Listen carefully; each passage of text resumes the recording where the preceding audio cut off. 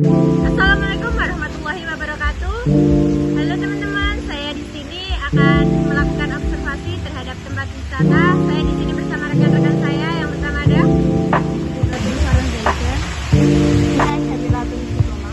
Saya Rizky Agita Santoko.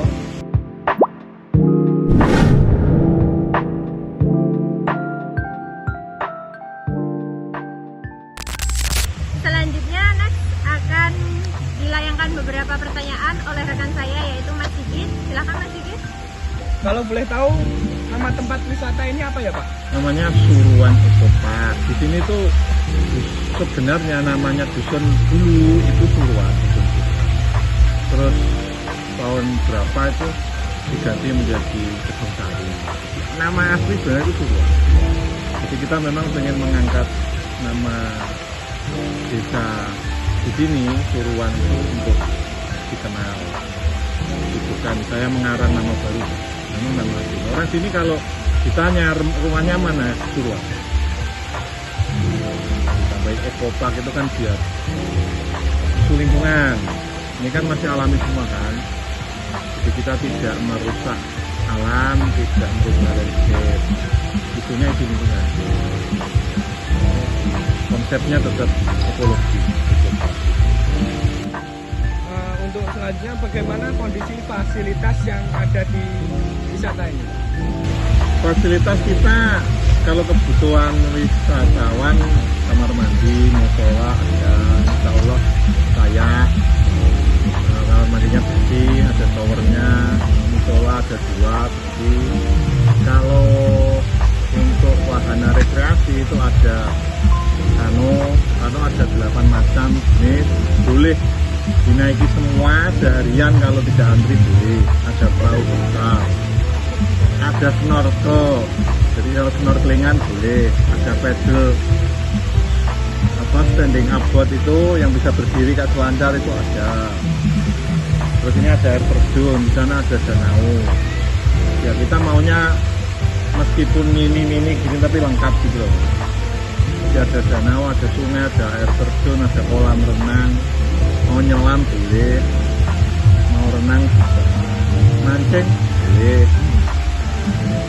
Jadi memang kita mendekatkan dengan. Dan kalau boleh tahu Pak ya, kapan wisata ini didirikan? Kalau bukanya tahun lalu, April 2024. Di ngerintisnya kan sudah 2019 lah. 2019 itu mulai nata sampai ya sekarang nata terus sih. Ini kan enggak, masih banyak PR-nya, masih banyak fasilitas yang kita perbaiki. Inginnya kan sini tuh pusat edukasi, nanti ada buat anak-anak itu mulai membuat kompos, membuat media tanam, kemudian diajari nanam, padi, bunga dan sebagainya. Sehingga di sini itu sampah-sampah yang organik itu dikumpulkan jadi satu, nanti bisa dilihat di sana itu ada bahan kompos.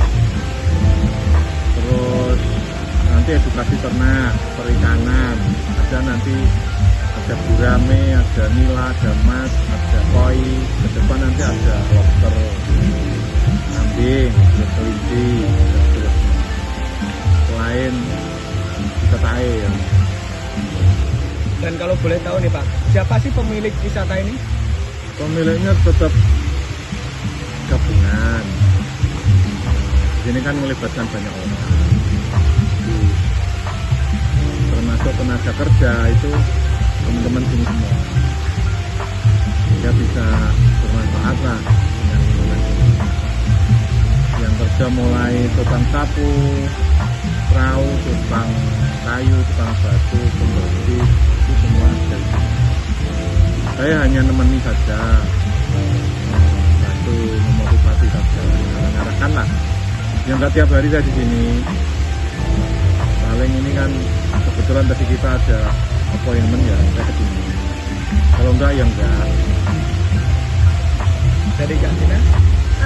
mungkin sedikit tambahan saja ya, soalnya sudah lengkap sekali Bapak menjelaskan. Berarti untuk masyarakat di sini itu berkontribusi penuh untuk wisata ini Pak? Ya, jadi yang diutamakan itu untuk kesejahteraan warga sini. Maksudnya itu ada anggaran untuk tiket itu diutamakan kan gaji karyawan dulu. Gaji karyawan di sini mendekati UMR. Kalau rame bisa ditambah sehingga bisa melebihi UMR. Sehingga kalau operasional tenaga kerja itu cukup, baru disimpan untuk tambahan belanja modal pengembangan. Misalkan mau beli kayak pasir, beli batu, beli kayu itu setelah kebutuhan karyawan cukup. Kemudian kantin itu sebagian besar makanan itu titipan dari warga sekitar. Memang kita tidak boleh membuka banyak stand karena nanti kotor kan, terus susah diatur, terus jadi saling kompetisi yang tidak sehat. Maka kita sediakan tempat satu, dikoordinir salah satu warga, tapi seperti tempe, keripik, kerupuk, bubur sagu, ada sosis, ada pentol, itu warga sini semua titip, nanti bagi hasil dengan penjaga kaki, bagi hasil dengan jadi selain tenaga kerja itu UMKM di sini kita libatkan. Jadi enggak, bukan kapitalis lah, kita memang misinya untuk memberdayakan warga kita. Jadi mak-mak yang mungkin di tempat luar itu sudah tidak bisa kerja, kan berat kalau di luar. Di sini ya kita nyapu, kita berikan pekerjaan nyapu. Ada yang bersih-bersih pinggir sungai, ada yang sopir perahu dan seterusnya. Dan kalau rame ya kita nambah tukang parkir. Terus kalau periodik tertentu tidak selalu setiap bulan itu ada CSR untuk warga sekitar, kita bagi sembako, minyak, beras, ya sesuai kemampuan kita lah. Yang penting operasional itu cukup, kemudian pengembangan ada, lebihnya kita dapat. Jadi selain bekerja, kemudian barang dagangan, kita juga memberikan CSR. Jadi keberadaan Suruhan Ecopark ini bermanfaat lah untuk kita. Jadi enggak bisnis yang murni untuk bisnis kapitalis di sini. Ya, semoga manfaatnya lebih. Ya, bisa dibilang dengan adanya wisata ini ekonomi masyarakat sekitar cukup terbantu ya, Pak? Ya, alhamdulillah yang bekerja di sini terutama yang satu gang ini sebagian besar kan tulang punggung keluarga. Memang pekerjaannya ya hanya di sini, bukan sampingan. Mungkin di wisata lain kan ada yang kalau rame ada dilibatkan, terus kalau penting ya. Kalau di sini setiap hari sudah menjadi gaji utama pekerjaan. Banyak yang kepala keluarga di sini, termasuk single parent yang suaminya meninggal, terus ibu-ibu itu kerja di sini masih punya anak tanggungan, kita bantu. Termasuk kemarin membantu menguliahkan karyawan di sini. Itu salah satu karyawan kita yang kita kuliahkan. Pagi kerja di sini, siang kuliah.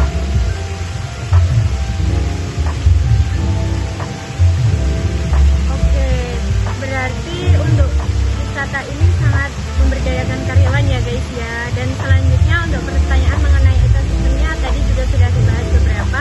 Dan bisa dilihat di area sini itu tidak ada pencemaran ya guys. Dan fokusnya wisata ini untuk pemberdayaan ekosistemnya ya Pak ya. Ya, jadi isunya kan lingkungan, makanya termasuk untuk pompa itu kita pakai tenaga surya, lampu pakai tenaga surya.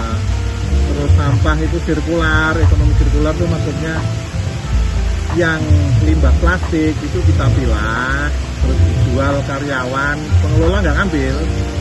Yang ngambil semuanya yang jual itu bagian bersih-bersih untuk mereka pribadi tambahan penghasilan. Kita tidak mau.